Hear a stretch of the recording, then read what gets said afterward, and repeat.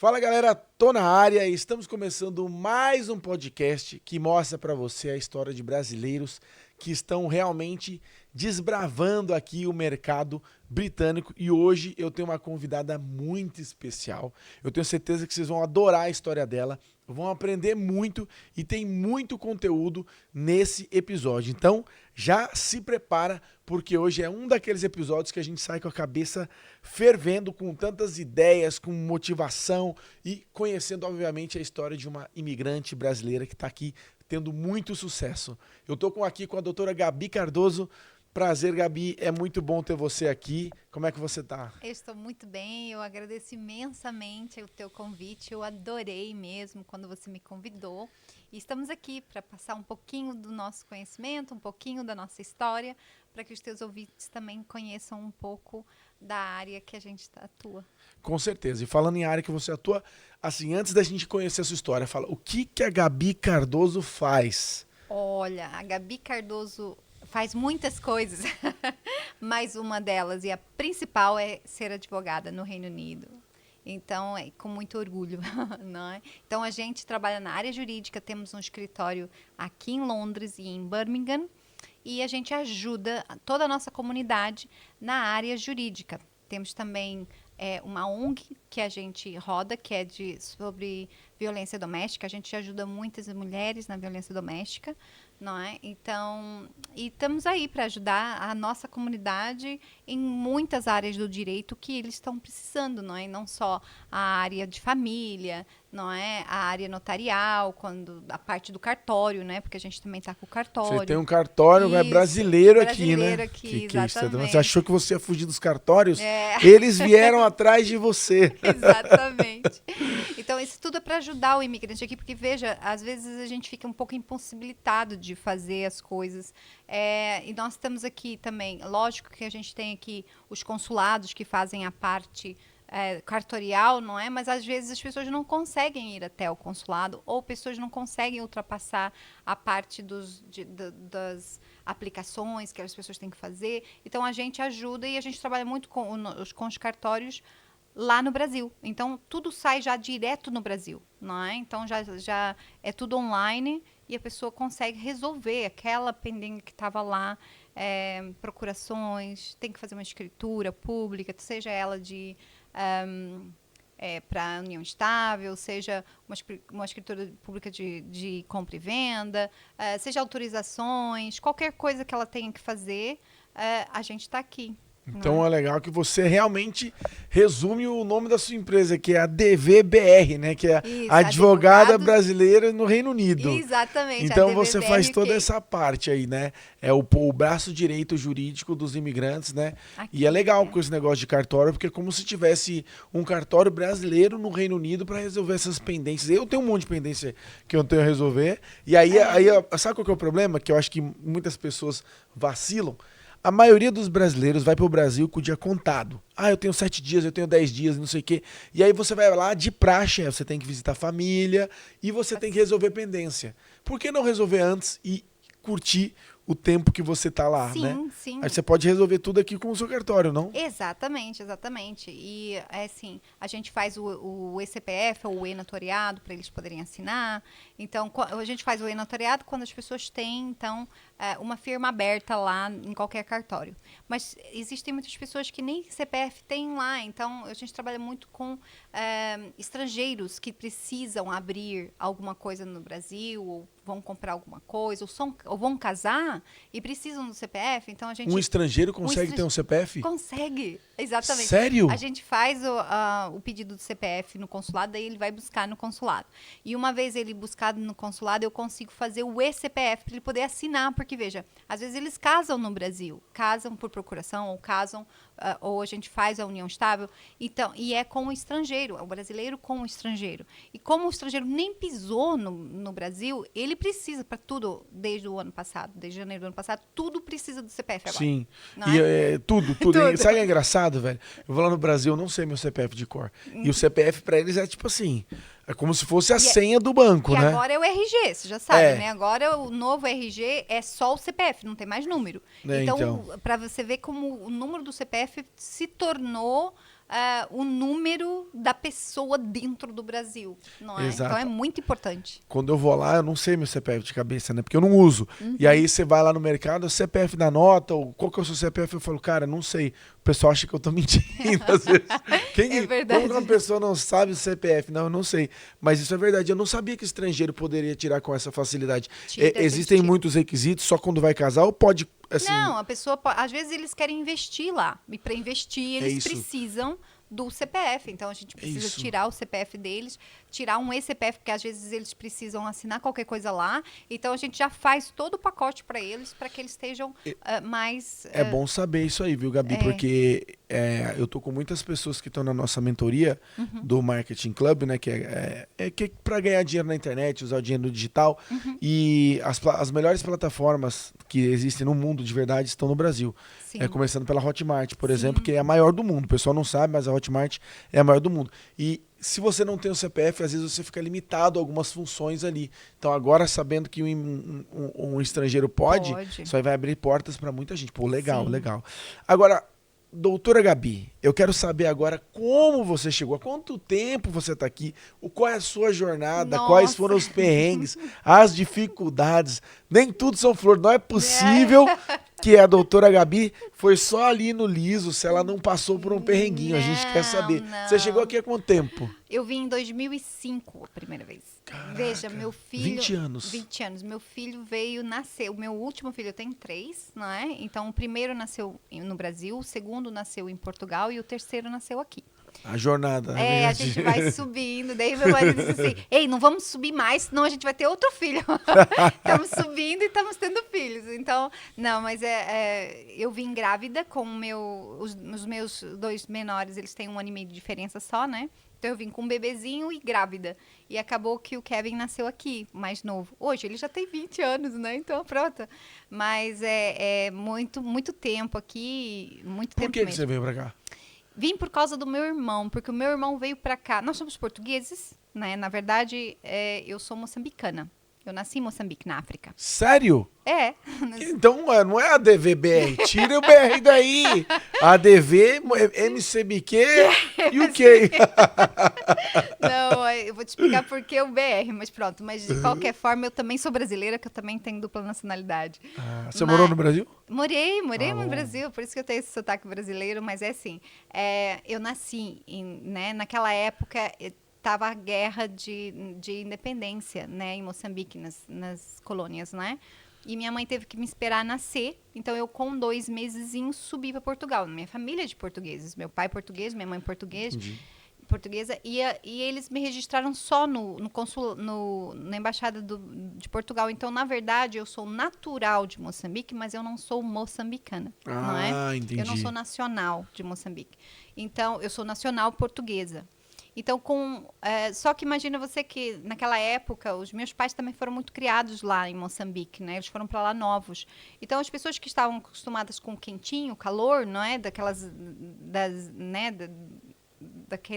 parte, daquela região, não se adaptam muito bem para cá, porque aqui é muito frio, mais frio. Então, a minha tia tinha ido para o Brasil, né, com a família dela nessa época dos retornados. Então, me convenceu. Minha mãe, naquela época, se escrevia por carta, né? Eu tinha 11 anos, você imagina, né?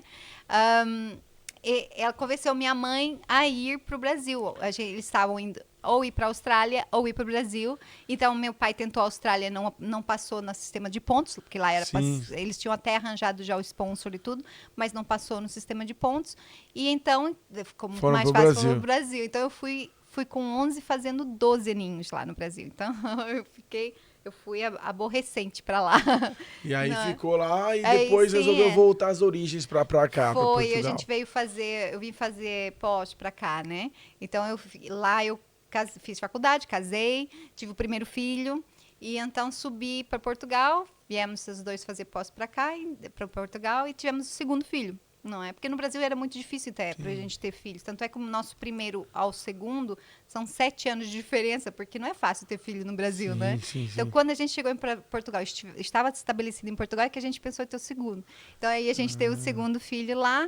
E o terceiro, na verdade, viemos tê-lo aqui. Mas por quê? Porque como nós somos família portuguesa, meu irmão veio para cá primeiro com a namorada.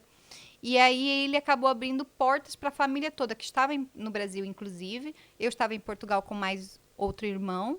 E o meu irmão subiu e o outro que estava comigo em Portugal, a gente acabou subindo primeiro. E todos os que estavam no Brasil, a família estava no Brasil, vieram direto para... É aquele cara que chegou aqui no Reino Unido, que estava no auge, falou, galera, vem que aqui é bom demais. Isso. As libras se acham no chão. Pois, é isso mesmo. Na verdade, ele veio. Se eu vim em 2005, ele deve ter vindo ali em 2003, 2004, ele veio antes.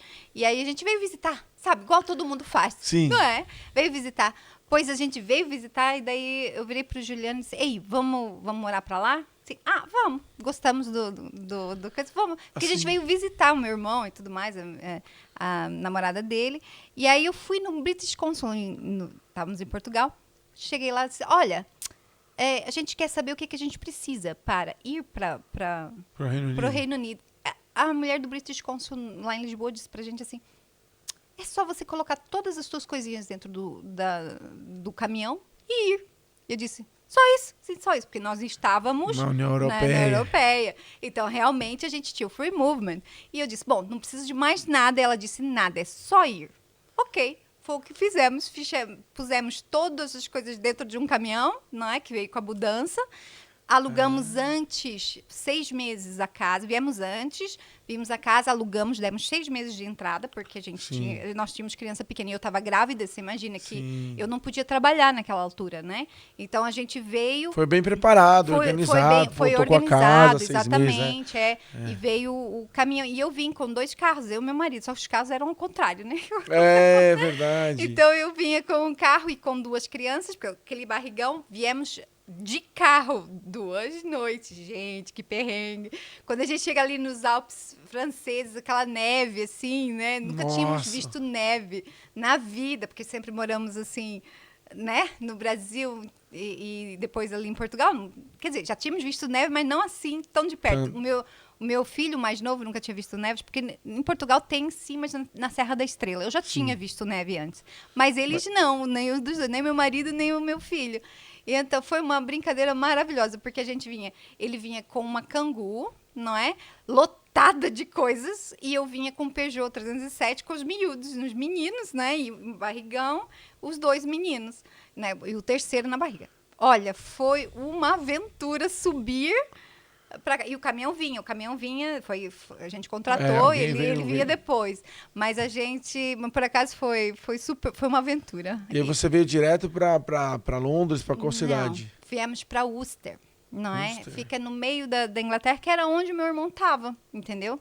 Então a gente pegou a base, não é? Meu irmão veio para ficar ali naquelas fábricas de frango, se não me engano, qualquer coisa assim. Ele veio naquela época, não é, que estavam precisando, e ele se embasou ali. E a gente veio, lógico que a gente precisava estar perto da família, a gente para ali ficou. Então, meu filho acabou nascendo em Worcester, não é, que era onde a gente estava. Agora a gente está em Birmingham, basado que é 30 minutos dali. Mas aí você já mudou de Worcester para Birmingham ou teve alguma outra cidade que você morou? Aqui foi Worcester e Birmingham, que a gente morou. Igual a próxima? Eu tô brincando. Não, agora é aqui, que a gente já tá arrumando aqui um localzinho pra gente ficar. Vocês estão pensando em vir pra Londres mesmo?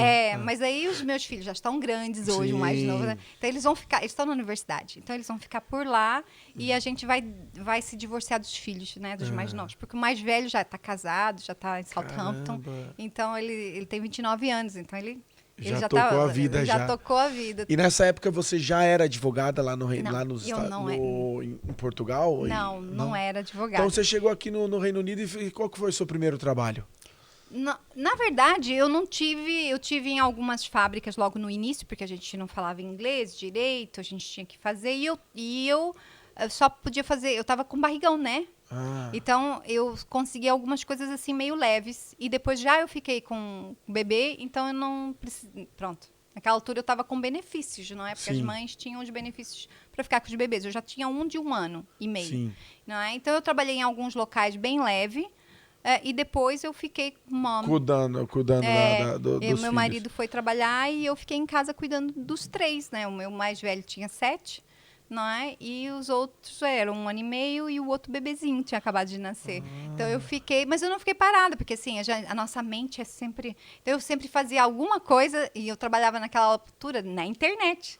Porque eu sou muito boa na internet. Então, naquela altura, eu aprendi a fazer sites, eu aprendi a trabalhar com PHP, eu fazia fóruns, eu fazia um monte de coisa, tudo na internet. Então você ficou em casa... E aprendi toda a parte. E aprendeu toda a parte. Isso aí que ano a gente tá falando mais ou menos? 2005. 2005, ótimo. Tava começando ali muitos fóruns na época. Muitos fóruns, assim. Tudo em PHP. Eu aprendi a programar a linha, o HTML, o PHP. Então, eu sou daquela altura bem antes. Hoje em dia, eu faço websites, mas faço mais já com WordPress, que é mais facinho, etc. Sim, e tal, sim. Mas eu fui daquela época que a gente tinha que fazer códigos.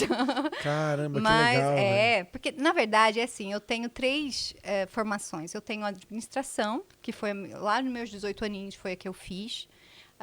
Contabilidade, que foi fácil fazer porque eu peguei muitas coisas da administração. Entendi. E aí o direito foi o último. Não é? E, na verdade, eu caí no direito, na verdade. Como foi essa história de você cair no direito? Caí no direito. Eu sempre trabalhei com imóveis, não é? Então, eu tinha uma imobiliária, isso já no Brasil. Sim. E aí, eu fui tirar um pessoal ali de cima de um prédio, que era um prédio daqueles baixinhos, mas tinha que fazer um grande trabalho no telhado. E eu cheguei lá dia 2 de janeiro. Entreguei as comunicações, não é? E ele disse, você não tem direito de fazer isso com a gente hoje. Eu falei assim, não tem direito. Eu fiz ali, me matriculei na faculdade, vou começar direito agora. Eu disse, oxe, eu tinha feito pós em direito imobiliário. Eu não tinha direito ainda, mas tinha pós. Assim, aonde no Código Civil que está dizendo que dia 2 de janeiro eu não posso te dar uma notificação? Ainda estou te dando uma notificação de 60 dias, que no Código Civil diz que é só 30. Porque eu preciso fazer essa grande obra no telhado. E ele disse, não, porque você não tem direito. Eu falei assim, toma aqui a tua notificação, que você vai ter que cumprir. E virei as costas, cheguei em casa e disse pro meu marido, vou fazer direito. Ele disse, o quê? Eu disse, vou fazer direito. Cara, eu tive que fazer os 5 anos e tive que prestar a prova e tive que passar, entendeu? Tudo porque você sentiu ali que... Onde já se viu um mocinho chegar pra mim e dizer assim, você não tem direito. E no final, você tinha ou não tinha? Não, eu tinha direito. O que ele estava contestando ali? Era o dia 2, após o ano novo. Olha, primeiro, dia útil, eu fui lá levar. Então, Sim. O que ele estava contestando, ele estava dizendo que eu não podia fazer a comunicação, que é a notificação extrajudicial, eu estava entregando essas notificações extrajudiciais, avisando que a gente ia ter essa obra e que a gente precisava realmente de todos os apartamentos que estavam em cima, e a gente estava despejando as pessoas que estavam ali, e nós tínhamos, na verdade, que dar 30 dias pelo contrato que nós tínhamos. Só que a gente estava complacente e estava dando 60 dias para eles acharem um outro lugar. Então, eu sempre tive direito de fazer isso. Só que a questão é que como eu fui empurrada por direito, não é? Então, eu me senti tão ultrajada, não vamos dizer assim. Não é ultrajada, mas... Intimidada, né? Exatamente. E aí você fala, pô, mas... nessa eu tô certa, mas talvez em algumas eu realmente não esteja correta ou não sabe. Eu vou aprofundar meu conhecimento, né? Não, na verdade, nem foi isso. Foi mesmo porque... Primeiro, eu já tinha direito imobiliário, porque eu trabalhava com imobiliária. Então, eu não tinha qualquer problema quanto a isso. Mas foi o fato do menino ter jogado na minha cara que eu não tinha esse direito. E eu disse que eu tenho. Tanto é que eles tiveram que sair, porque a gente fez as obras, né?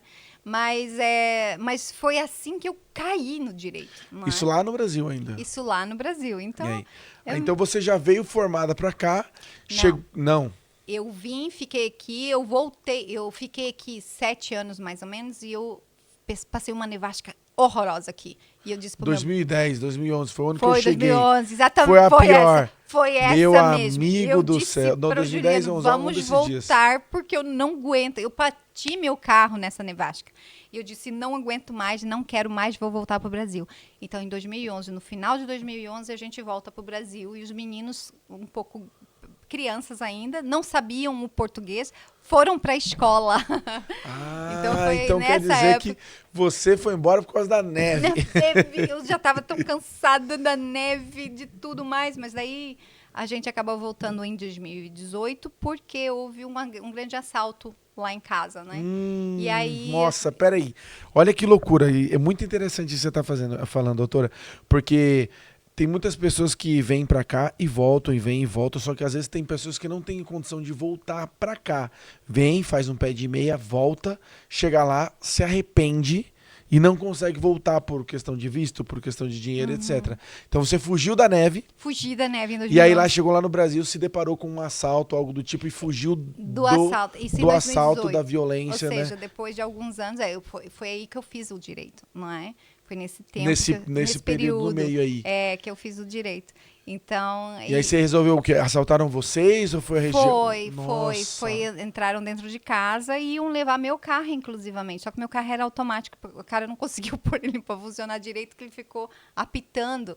Mas nós morávamos numa rua sem saída, bem na região metropolitana de Fortaleza, bem na frente para o mar, entendeu? Então, eu não estava em casa e eu não passei por isso. Quem passou foi o meu marido e 3 filhos, os meus 3 filhos. Então, eles ficaram, imagina você o trauma dessas crianças. E é lógico que você se sente impotente. O meu marido se sentiu completamente impotente com uma arma na cabeça dos meus filhos. Porque o que eles fazem, os assaltantes? Metem a arma na cabeça das crianças. Isso mexeu completamente com a família. E o que fez com que a gente repensasse. Voltar para cá e nem deu outra, porque assim, eu costumo dizer que eu queria voltar, então o meu voto na família valia 5 e o deles 1 de cada um, né? Então eu queria voltar e eu fiz voltar todo mundo. E aí a hora que aconteceu isso tudo, o meu voto valia meio. Então voltou todo mundo, porque não, eu entendo, é lógico que eu não passei por isso, eu sei como é e eu acho que ainda bem que, sabe, Deus às vezes, porque eu acho que se a gente vê uma coisa dessas, não é? O sangue frio do meu filho mais velho, que já era maior, e do meu marido, para segurar a onda ali, para que ninguém fizesse nada, eles arrasaram com a minha casa. Tentaram levar praticamente tudo ali, o que tinha ali. Eles ficaram, acho que, 2 horas dentro da casa. Nossa. Quando eu cheguei, tinha polícia para tudo quanto é lado. Nossa, um horror. Mas, enfim, nesse fato é que, sabe quando você tem que voltar para a tua rota. E a gente acaba que isso foi um estopim para a gente começar a pensar em voltar. Eu não podia voltar porque eu tinha ainda que terminar essas coisas lá. Então, o Juliano disse, eu levo os miúdos, eu levo as crianças. Então, ele trouxe os meninos, ficou lá, ia me ver de vez em quando, e eu terminei e passei o seu direito, exatamente, tudo mais. E passei na OAB antes de vir, você tá entendendo? Com então, certeza. Eu acabo voltando antes mesmo do Brexit. E é impressionante, porque... Realmente, a situação de você ser assaltado, ter uma arma na cabeça, você não poder fazer nada. Imagina uma leoa ver isso nos filhos. Eu acho que eu tinha morrido aquele dia. Se eu tivesse lá, eu acho que eu tinha pulado em cima da casa. Eu tinha morrido. Não é por isso que Deus me pôs lá. Com certeza. E eu consegui, inclusivamente, ficar... Porque como eu não passei... Porque você não passou pelo trauma, digamos assim, né? Então eu consegui ficar, consegui terminar o que eu tinha que terminar e vir formada, vir com as coisas prontas para cá, entendeu? Sim, então, sim. E uma coisa interessante também é que muitos brasileiros reclamam que Londres está perigoso, que o Reino Unido não é mais o mesmo. E realmente não é. Sim. Porém, não se compara. Você nunca... vai passar uma situação como essa aqui. Raramente, sim, assim, em casos muito, muito, muito raros. Mas algo que no Brasil é muito comum, que é entrarem na casa, apontarem a arma na cabeça de crianças, roubarem tudo, irem embora, aqui raramente vai acontecer. Sim. Tem um crime ou outro de pickpocket, tem algumas gangues, o pessoal usa faca, etc. Mas na maioria das vezes, esse trauma... eles não vão sentir aqui. E dependendo da localização que você mora, eles não vão ter contato nenhum com nenhum tipo de crime. Lá no Brasil, você sempre tem que ficar ligado em qualquer lugar, cara. Então, sim, a segurança ainda é um pilar fortíssimo para as pessoas virem para cá, né? Sim, é verdade. E é isso que a gente pensa. Depois a gente para e pensa, essas crianças ficaram com um trauma muito grande. Elas não conseguiam ir para casa. Para ter uma ideia, eles me puseram dentro de um apartamento no meio de Fortaleza e vieram para cá. A gente saiu da casa, porque a gente estava em casa. Então saímos da Que casa não dá de pra frente. morar lá, né? Quando É, não e ficar daí eles imaginando a cena, é, né? eles não conseguiam entrar dentro da casa sem estar olhando se vinha alguém ou não. Eles estavam apavorados. Foi um trauma muito grande.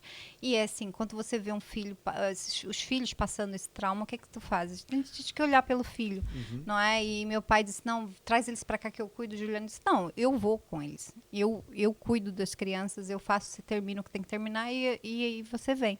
E foi assim que a gente lidou com essa situação e da melhor maneira possível. Então, eu para treinar de novo o meu inglês, eu ouvia muito, por causa do Brexit, inclusive, eu ficava muito ligada na Sky News, né? Que estava no YouTube ligada. Então, eu sempre estava mais atualizada com a legislação daqui e com tudo que estava acontecendo aqui durante esse tempo que eu fiquei lá, justamente Pra já se adaptar, porque você Isso. sabia que você ia voltar. Exatamente. E aí você volta pra cá em 2018, você falou? 2019. 2019. Eles vêm em 2018 e eu venho em 2019. 2019, chega aí doutora Gabi novamente no Reino Unido. Isso. Aí você foi pra qual cidade dessa vez? Não, aí a gente foi pra Birmingham. Aí vocês foram pra Birmingham. E por que Birmingham? Só pra eu saber. Eu vou te dizer, porque eu disse pra ele, como advogado eu preciso de uma cidade maior, não é? E Worcester é uma cidade menor do que Birmingham. Birmingham é a segunda maior cidade, não é? Então eu disse pra ele, olha, fica perto do meu pai, onde ele tá, porque meu pai tá em Worcester. Meus irmãos têm 2 irmãos em Worcester e 2 irmãos em Birmingham também. Então eu vou ficar em Birmingham, não é? Porque eu precisava de uma cidade maior. Então por isso que a gente escolheu Birmingham, para não ficar. E depois que a gente está com criança pequena, uma das coisas que não nos fez vir para Londres, naquela altura que eu vim em 2005, foi justamente o fato da gente conseguir criar as crianças, não é? Então a gente acaba conseguindo criar as crianças numa cidade menor, não é? E que eles tenham um espaço suficiente e possam tem um pouco mais de qualidade de vida em relação a isso. Provavelmente imóvel vai ser maior fora de Londres do que em Londres. A qualidade de vida é outra. Londres, doutora, eu acho uma coisa surreal, cara. Eu adoro viajar, porque quando eu viajo eu vejo quanto é caro Londres. Olha que loucura. Como você pode ver pela minha voz, né? Eu fui assistir o jogo do Flamengo, fiquei um pouco rouco até, mas eu paguei. Eu moro perto do Heathrow, não moro longe. E eu cheguei no avião de manhã cedinho, que não tem trânsito. Peguei um Uber do avião, do Heathrow pra minha casa, 40 libras o Uber. Lá no Catar, eu peguei um Uber do aeroporto pro hotel, do hotel pro centro, do centro pro jogo, do jogo pro hotel, do hotel para o aeroporto novamente, e do total deu 40 libras. Sim. Olha que loucura, cara. Então, sim, Londres é uma cidade que tem um custo muito alto, mas tem um porquê. Porque se você souber, você consegue fazer muito dinheiro aqui. Só que, assim, não é para qualquer um. Aí o que acontece, a pessoa mora aqui, pagando caro e ganhando pouco. Aí não vale a pena. Aí é melhor morar fora. Agora, se você tá aqui pagando caro, aprenda a jogar o jogo e ganhar bastante dinheiro, né? Mas, de qualquer maneira, fora de Londres, você vai morar numa casa maior, pagar menos. Sim. Você também vai ter muitas oportunidades, porque, Birmingham, por exemplo, não é uma cidade pequena. Não, é a segunda maior? É a segunda maior, né? Mas você ainda tem aquela liberdade das crianças talvez saírem na rua pra brincar e assim por diante, né? Exatamente. Ali no meu bairro mesmo tem crianças pequenas que andam de bicicleta ali na frente. Nossa, também é um cul-de-sac, ou seja, uma rua sem saída. Então as crianças ficam ali jogando bola, as crianças andam de bicicleta ali. Então você vê que ainda dá pra fazer isso, não é? Mas aí a pergunta que fica, e se nevar, você vai embora de novo? Não vou mais. Porque assim, olha, ainda não sou avó, né? Mas meus filhos, o mais velho já casou, não é? Eles estão aqui, a gente, por mais que eu sou brasileira de coração, entendeu? Eu escolhi o Brasil de coração. Eu também sou brasileira, porque eu sou casada com um brasileiro e tenho a minha prole, que nós todos somos dupla nacionalidade lá em casa. Então, eu sou brasileira de coração, entendeu? Eu gosto muito do Brasil. Então, mas a gente não pode, já queimou a ponte. Não consegue voltar mais. Não dá mais para voltar. Então, mesmo nevando, então, nossos filhos vão crescer, logo, logo a gente vai ter netos e a gente vai fazer o quê? Né? Não pode voltar, tem que ficar mais para cá mesmo. Agora, deixa eu saber uma coisa. Doutora Gabi voltou agora em 2019, já formada como advogada. Aí você já chegou aqui para trabalhar como advogada? Sim, porque pronto, eu terminei lá e eu disse, não, eu tenho que terminar, porque assim, se você diz também muito no Brasil, se você termina o direito e não faz a OAB, não te serve para nada, a não ser você vai para concurso público, alguma coisa assim. Então você tem que ser tem que tirar sempre a OAB. Respeitado pela ordem. Exatamente, tem que sempre ter a ordem. Mas é lógico, quando eu vim para cá, eu não sabia absolutamente nada. Então esse ano que eu estive lá, eu passei por muitas dificuldades mentais, porque o direito não é uma coisa fácil, não é?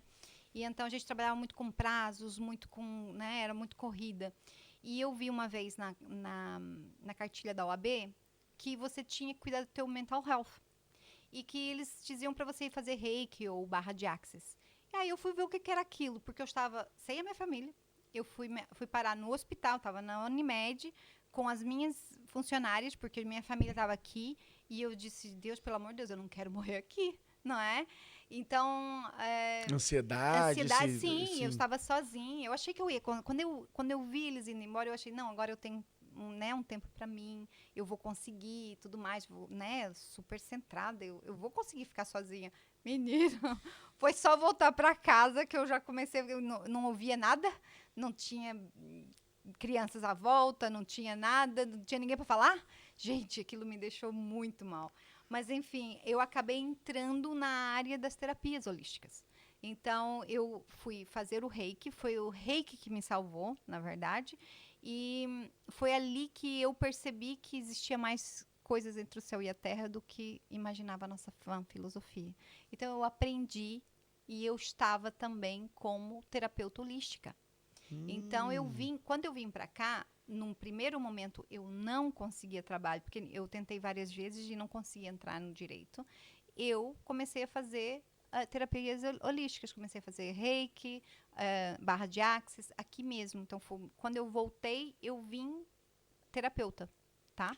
Entendi. Então, você teve a bagagem, mas o primeiro ponto foi a terapia. Isso é muito interessante. Foi. Porque tem brasileiros que vêm pra cá e aí eles ficam só pensando, poxa, mas eu sou advogado, tenho que achar algo nessa área. Mas às vezes você tem uma outra habilidadezinha ali que você não via como uma profissão que pode virar sua profissão aqui, né? Não, mas porque é assim, quando eu me curo, eu consigo ultrapassar todo o problema mental que eu estava, eu começo a ver que eu podia ajudar outras pessoas também. Então, mesmo lá, eu estava dentro de uma clínica com outros colegas, então eu me dividi entre advogada e terapeuta. Então, eu trazia já essa bagagem da terapias holísticas. Então, como eu não conseguia entrar aqui diretamente na minha área, então, eu vim e fui trabalhar como terapeuta holística aqui. Então, me inscrevi na federação aqui, fui começar a trabalhar e trabalhei um período. Enquanto isso, eu fui estudar. Eu fui trabalhar de graça em um escritório, eu fui fazer voluntariado, eu fui fazer outras coisas. Que história é essa de trabalhar de graça? Conta. Porque isso é importante. Isso é uma estratégia boa. Porque que assim, aconteceu? você não consegue simplesmente entrar na área, não é? Então, como você não consegue entrar na área, você tem que, infelizmente, se predispor a trabalhar voluntariamente, a trabalhar de graça para aprender. Eu estava estudando, para pegar qualificação no currículo, né? Estudando, até que no maio de 2020 eu tiro meu SRA daqui. Eu consigo. O que é isso? O SRA é a OAB daqui. É a OAB, se chama SRA. Solicitor Regulation Authority. Então a gente tem um número. O advogado é como se você fosse um solicitor, é isso? Isso. Na verdade não é, porque é um barrister. Quando vai fazer a tradução do nossa OAB, do nosso certificado da OAB, sai barrister, né? O inglês. Não sai solicitor, porque solicitor é aquele que põe processos. Entendi. Não é um nível mais abaixo. Como nós chegamos para o juiz, a gente defende lá no Brasil, né? Não existe 2 advogados diferentes ou 3 advogados diferentes no Brasil, é um só. Aqui tem o solicitor e o barrister, né? Barrister, tem o advocate também. Sim. Mas lá não, lá é um só. Então, quando é traduzida nossas coisas, nós somos barristers, não é? Então, você é barrister aqui? Não, porque eu não me inscrevi no bar. Entendeu? Porque para inscrever no bar era outra rota. Outra rota. E também o bar, você vai para a frente do juiz. Você vai falar com o juiz. Você não faz a parte inicial, não é? A papelada, organizar o processo. Exatamente, você não faz. Então, a maioria das pessoas começa mesmo pelo solicitor, né? Então, é muito melhor. Então, até mesmo é muito mais fácil a gente, como advogado estrangeiro, se registrar lá. Então, foi isso que eu fiz. Então, você hoje é solicitor. Não, eu sou advogada estrangeira lá. Advogada estrangeira. Exatamente. Então existe uma nomenclatura. Então aqui existe uma, a eu doutora sou lawyer, Gabi sou é lawyer, advogada brasileira qualified estrangeira. Lawyer, exatamente. Ai, que legal, qualified lawyer. Yes. Então, muito legal, porque tem muita pessoa aí que trabalha só com imigração, etc. Não, que são são immigration advisors, Isso, você é lawyer, você é advogada. Quando você vai lá buscar o meu profile no SRA, você vai lá ver lawyer. Entendeu? Que legal. Qualify Lawyer. Mas a gente consegue fazer muita coisa. E eu também, no nosso escritório, nós temos um solicitor que também está com a gente, né? Então, a gente consegue abranger todas as áreas. Exatamente. E aí, você fez essa prova, agora eu posso fazer o que eu quero ali.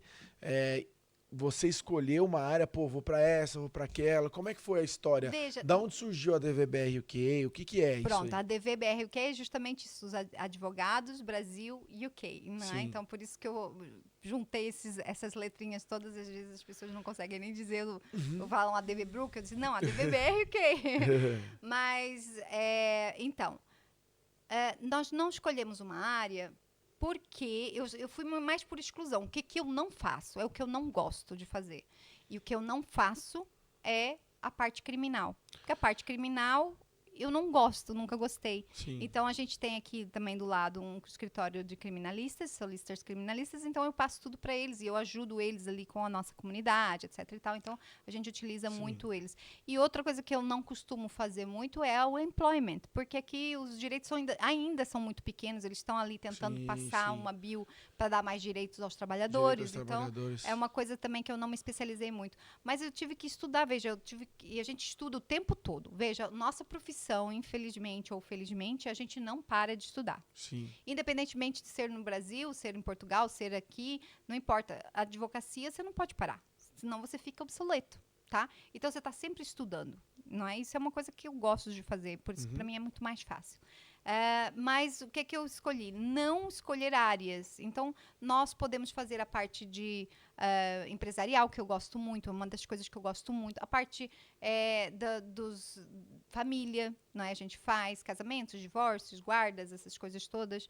A gente faz a parte notarial, que agora até com o cartório, não é? A gente faz toda a parte notarial, o ECPF, CPF, CNPJ. Não só isso, verificar as coisas no Detran, regularizar CPFs, verificar matrículas dos imóveis, um monte de coisas que a gente faz na área notarial. E também fazemos pouco do direito de consumidor, porque é uma coisa também que eu não gosto muito do direito de consumidor, mas aqui também as empresas não trabalham muito com o fato de poderem dar uma rasteira no consumidor. Elas preferem resolver.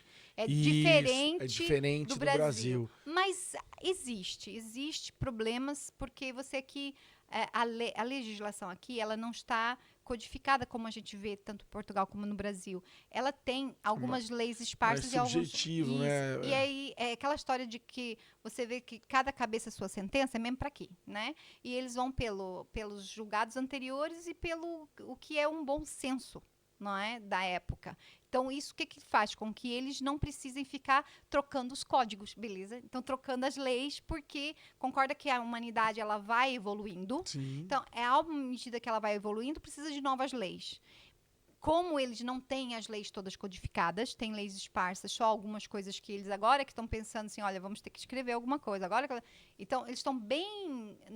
O Brasil está bem à frente, ou outros países estão bem à frente, porque eles vão com a common law, só com com julgados anteriores e com o que é bom senso agora. Porque o que é bom senso agora pode não era há 10 anos atrás. Há 10 anos atrás você podia fazer uma coisa e agora você já não pode, que é impensável. Então você imagina que isso vai evoluindo. E você acha isso bom ou ruim?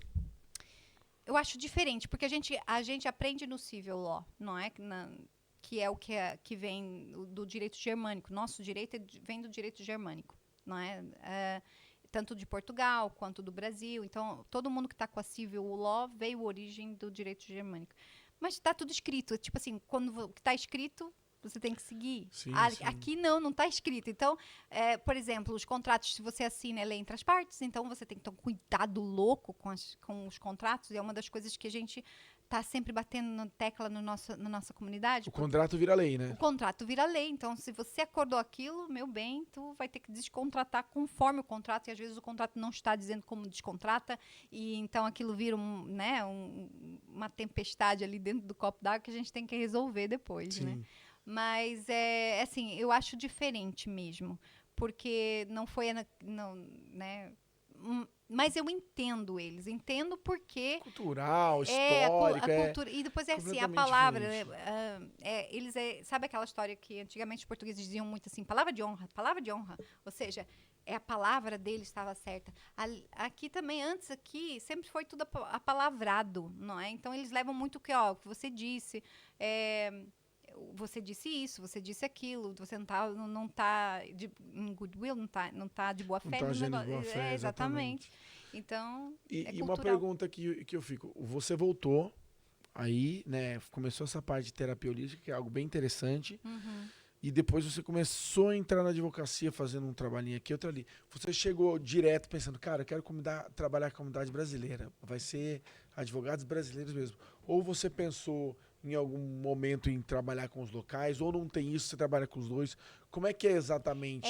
Não teve assim, na verdade eu queria muito voltar para a minha área, não é?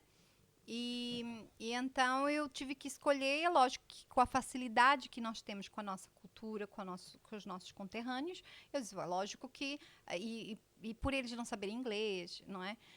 E porque eles precisavam desse apoio, a gente, é natural, foi um caminho natural. Você ir para esse mercado. Ir para o mercado para ajudar a nossa comunidade.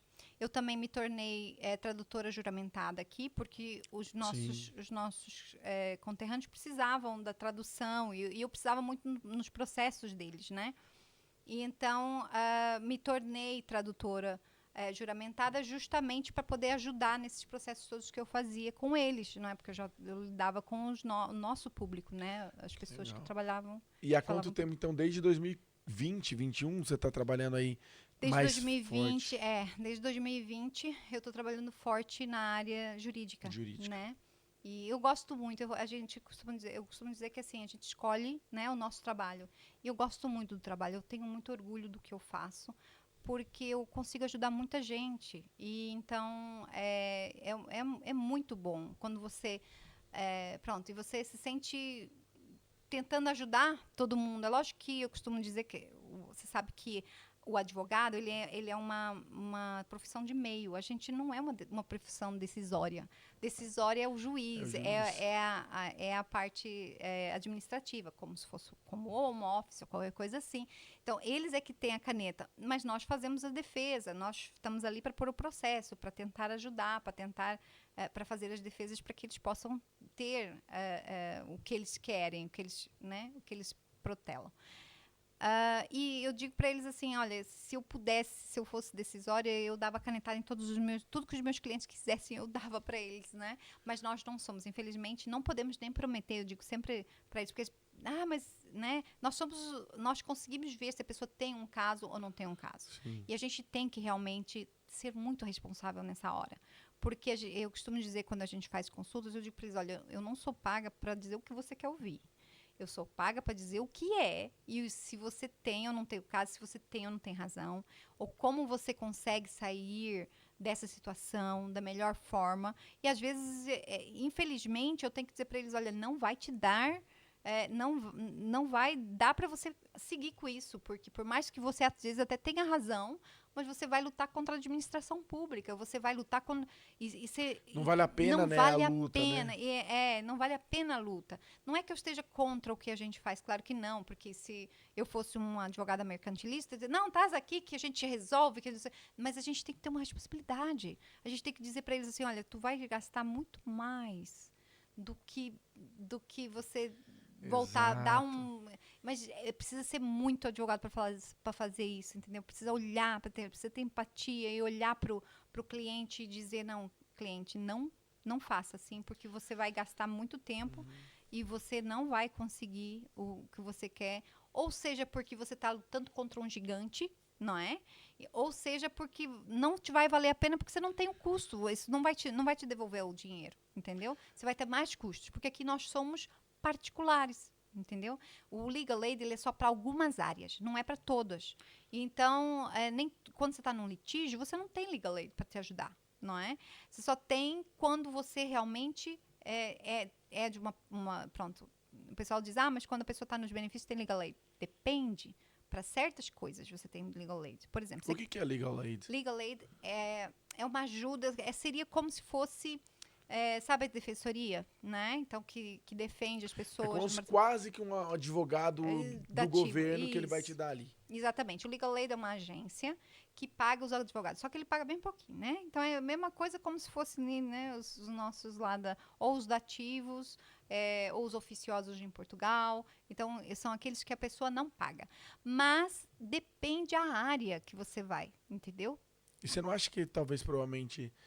muitas pessoas vêm acostumado com o direito no Brasil. Sim, e trabalham numa empresa, eu vou botar esses caras no pau, isso, isso. E aí tá acostumado com a lei brasileira já ter muitos brechinhas ou casos quase ganhos que aqui não rola, né? Não rola, não. E a gente tem que dizer assim, muita gente, você sabe que todo mundo, de advogado, médico, louco, todo mundo tem um pouco, né? Então, eles dizem, não, eu tenho direito. Então, cheio de direitos. Eu tenho direito, isso não pode ser feito. Não, realmente. Você não pode me tirar daqui dia 2 de janeiro. Exatamente. Você não pode, não sei o quê. Então, eles vêm muito com essa ideia. Calma lá. Olha, nós, advogados, somos treinados para ver lá na frente o que vai acontecer de pior com o nosso cliente.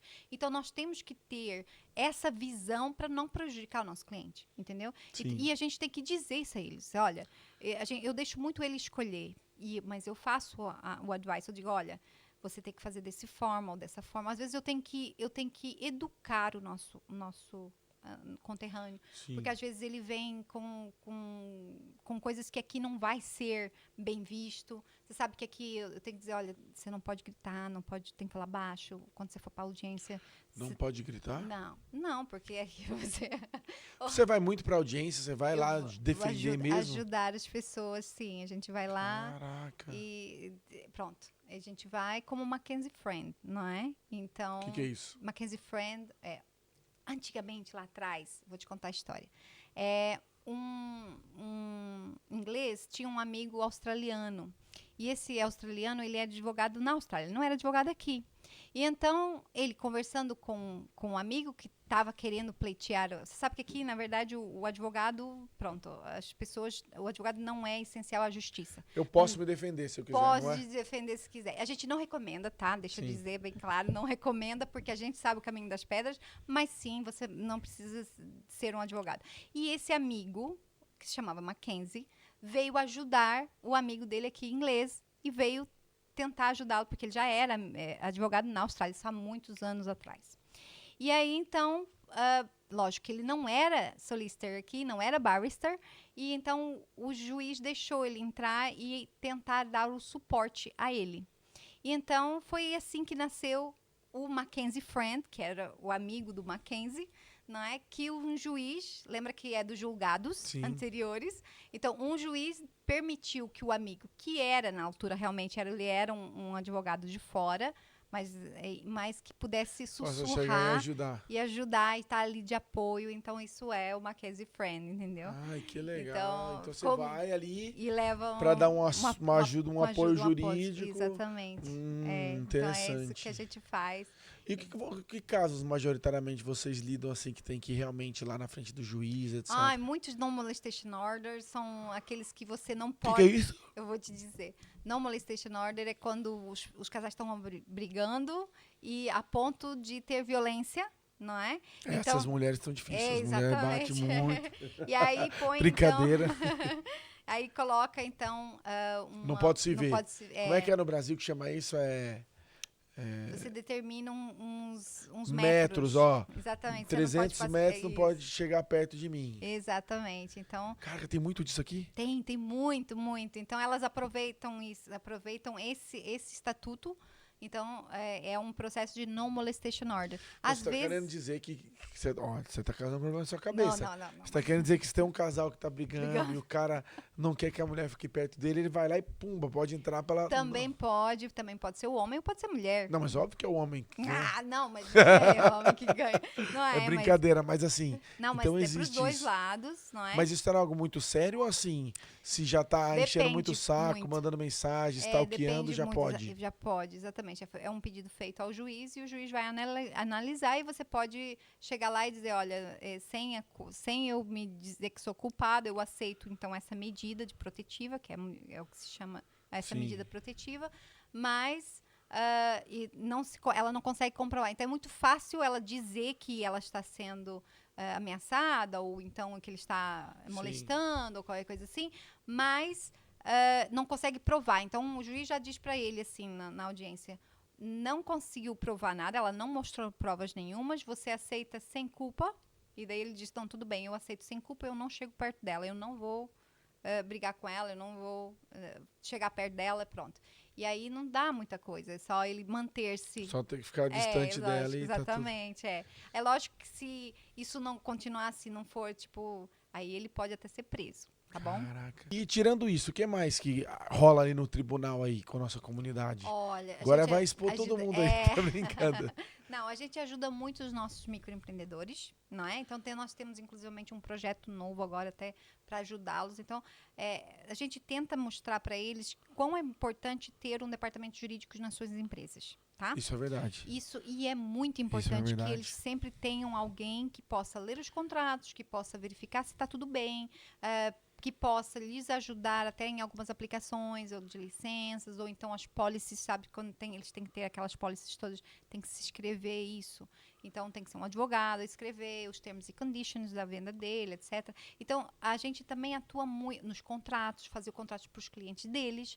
Então a gente atua muito também no direito empresarial, e que é uma área que eu gosto muito mesmo, porque a gente acaba tirando muito eles de roubadas. Importantíssimo. Eu tenho alguns clientes, doutora, até que a gente pode conversar depois, que eles não têm contratos bem feitos e tá com mais de quase 500, 600, 700, 1 milhão de libras em inadimplência, porque as pessoas não pagaram o segundo invoice, o terceiro, não fizeram não cumpriram com o prometido, né? E a gente entra com um CCJ, né?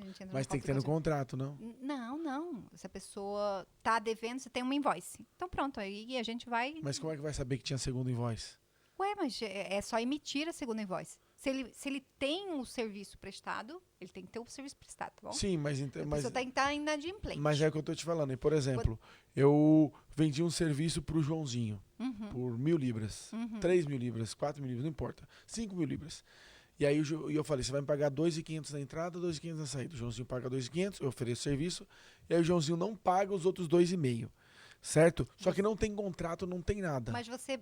não precisa ter, existe o contrato tácito. O que é isso? O que você averba, fala, mas conversa. Aí como é que as pessoas não tomam vantagem de falar, não, então não era 2,5, era 4 parcelas de 2,5? Não, vamos lá. Você pelo menos mandou um e-mail, uma mensagem. Como é que você disse para ele? Se for no boca a boca, no real, Pronto, não tem mensagem. Ok, vou ensinar vocês a fazerem isso. Pega essa dica. Vou ensinar vocês a fazerem isso. Quando vocês não têm as evidências, vocês têm que produzir as provas, tá? Então o que vocês fazem? Contam a história. Olha eu aqui contando como é que faz, né? Contam a historinha toda pelo e-mail, não é? Mandam o e-mail para outra pessoa. Quando a pessoa vai ler o e-mail, o que ela faz? Ela vai dizer, não, este ponto está errado, este ponto está errado. Ela responde. Você sabe que no direito, quem cala consente. Então, ele calou. Aí você já tem que você fez o serviço, que você prestou o serviço, você entregou o serviço e a pessoa não pagou. Concorda que isso é a tua historinha? Você já tem a tua evidência. Então, aí vai chegar lá na frente do juiz e o juiz vai, mas ele não prestou, ou eu não sabia, eu não sei o quê. Não, mas está aqui o e-mail de tal data, que aí você fez toda a historinha, o teu serviço que foi dado, você põe tudo cronologicamente de preferência, porque é uma coisa que você tem que fazer para que ele, ao ler, consiga entender o que está se passando. Todos os pontos, quando se chega a qualquer correspondência para você, você tem que sempre olhar isso pro outro lado agora. Você tem que ser para olhar e ver o que está errado. Porque é normal, é do ser humano. Veja, se você está contando uma mentira para mim, o que eu faço? Rapidamente eu digo, ei, isso aqui não está certo. Ei, você não foi isso que a gente combinou, não. A gente combinou X. Ele responde. Agora, quando não responde, quem cala consente. Então, pega essa dica.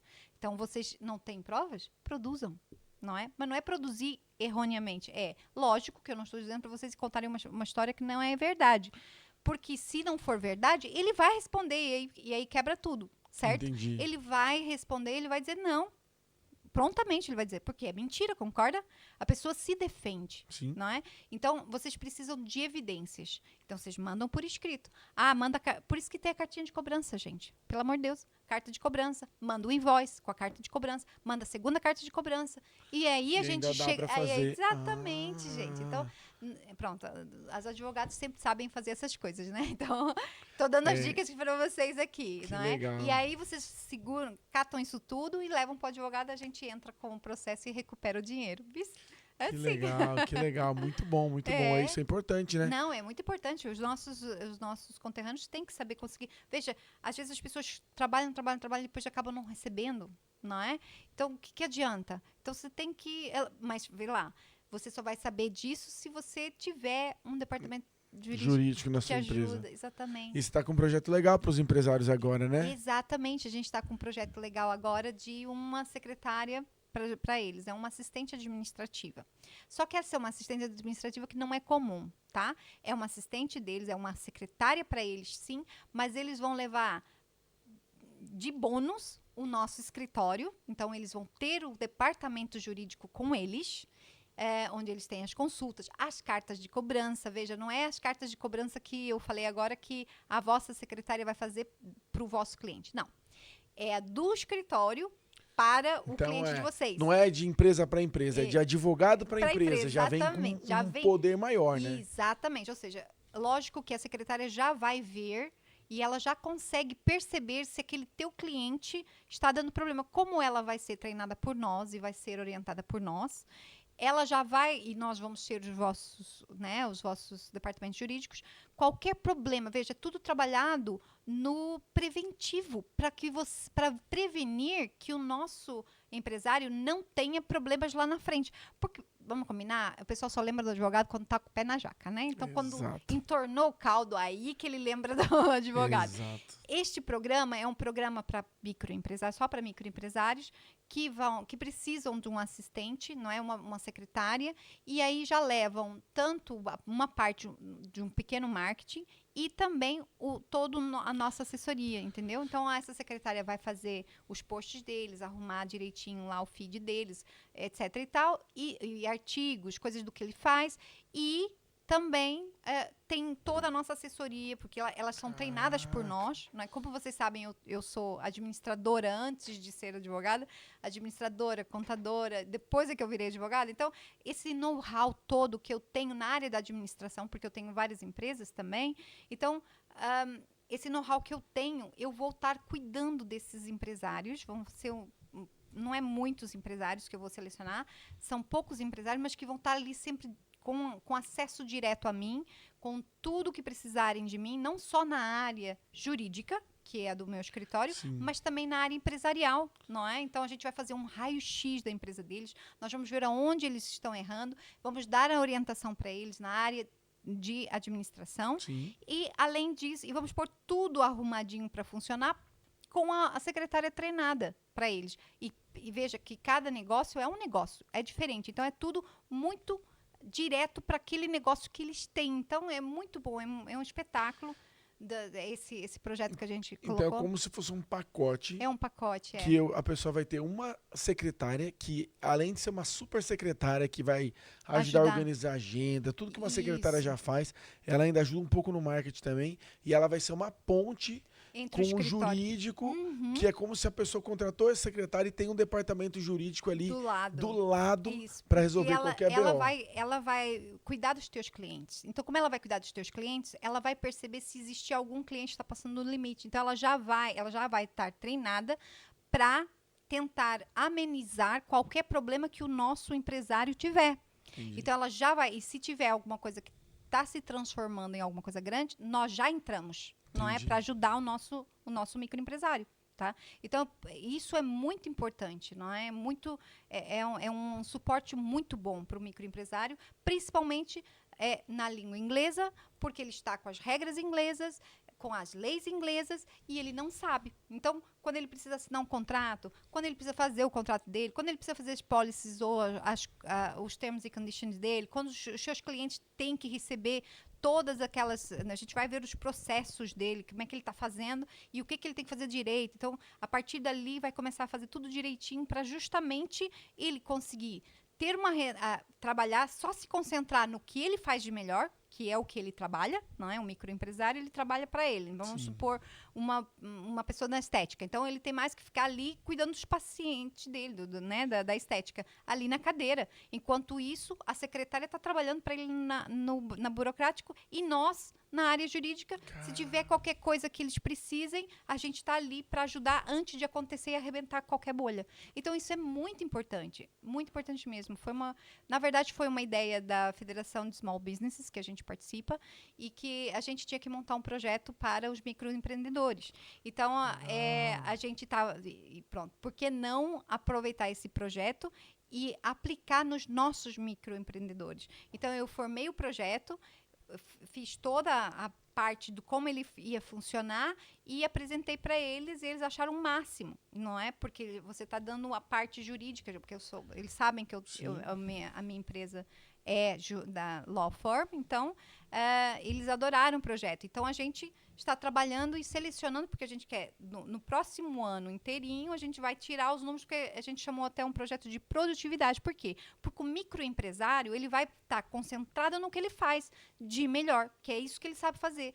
O resto, a gente trata a parte burocrática e a parte do jurídico, não é? E ali um pouquinho do marketing dele, porque ele tem que aparecer, a gente está ali dando aquele suporte, você está entendendo? E fora que é muito bom ter uma secretária para chamar de sua. Não tem nada melhor do que você ter alguém que resolve algumas coisinhas. No meu caso, eu tenho a Carolina, né? Um beijo para Carolina. Tenho duas Carolinas, na verdade. Tem uma Caroline no Ceará e tem uma Carolina lá no Rio Grande do Sul. São duas. Então, é muito bom ter... Eu chego para ela assim, faz isso aqui pro cliente, faz aquilo pro cliente, manda o contrato, cobra aquele, entendeu? Que ele está devendo, quantos ainda faltam para cobrar? E ela fala com eles, porque ela tem o atendimento do WhatsApp, e ela cobra, e ela faz toda a parte burocrática, que sem ela eu não sou nada, porque senão eu não consigo fazer o meu trabalho, que é na parte de law. Não é? De leis. Então, isso eu peguei o que eu já trabalhava, como eu trabalhava, não é? Porque se eu trabalho assim já há 4 anos, eu tenho minha secretária já há 4 anos, e eu dupliquei esse projeto, aumentando a parte do departamento jurídico, porque nós somos um departamento jurídico, então a gente pode ajudar. Que legal, doutor. Eu tenho certeza que esse projeto aí vai ser um super sucesso, porque vai dar muito resultado. Você que está aí em casa, tem uma empresa, precisa de uma secretária, que vai ser uma mega secretária, ainda vai ter toda essa parte jurídica, entre em contato com a doutora Gabi. Doutora, foi um prazer conversar com você aqui. Você tem uma história muito legal de persistência. E quem pegou aqui nos detalhes, esse é aquele episódio que deve assistir 2 vezes, tá? Se não mais. Você vai ver que algumas qualidades importantíssimas que você tem são que fazem um imigrante ser diferente. Como, por exemplo, assim, tá querendo aprender e fazer, como você falou, você aprendeu PHP, programação, isso e aquilo. Foi atrás do conhecimento. O conhecimento, às vezes, ele tá aí disponível, as pessoas não vão atrás. E você foi atrás, por isso que você é o sucesso que você é. E foi um prazer conversar com você aqui, tá bom? Muito obrigada. Eu agradeço imensamente a tua audiência, não é? A você, esse teu tempo que você se dedicou a mim aqui, a conhecer um pouco do meu trabalho.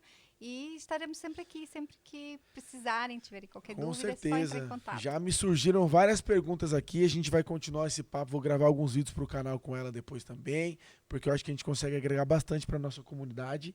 E, doutor Gabi, quem quiser te encontrar, eu vou deixar aqui embaixo os detalhes, mas é o quê? É Instagram, é WhatsApp, é website, é o quê? A gente tem todas as redes sociais, você sabe, né? Então, isso é muito bom. Mas a gente tem no Instagram, é @adv.bruk. Tem o meu também lá na bio também do Instagram. Temos o WhatsApp, que é o nosso maior e principal Canal canal, de porque é comunicação. rápido, não é? Então a gente gosta muito do WhatsApp, e que você tem aqui embaixo. Então as pessoas podem entrar em contato com a gente a hora que precisar. Tem um e-mail, não é? Então se precisar mandar alguma documentação, algum e-mail, alguma história que querem mandar, podem entrar em contato conosco que a gente vai estar ali para atender.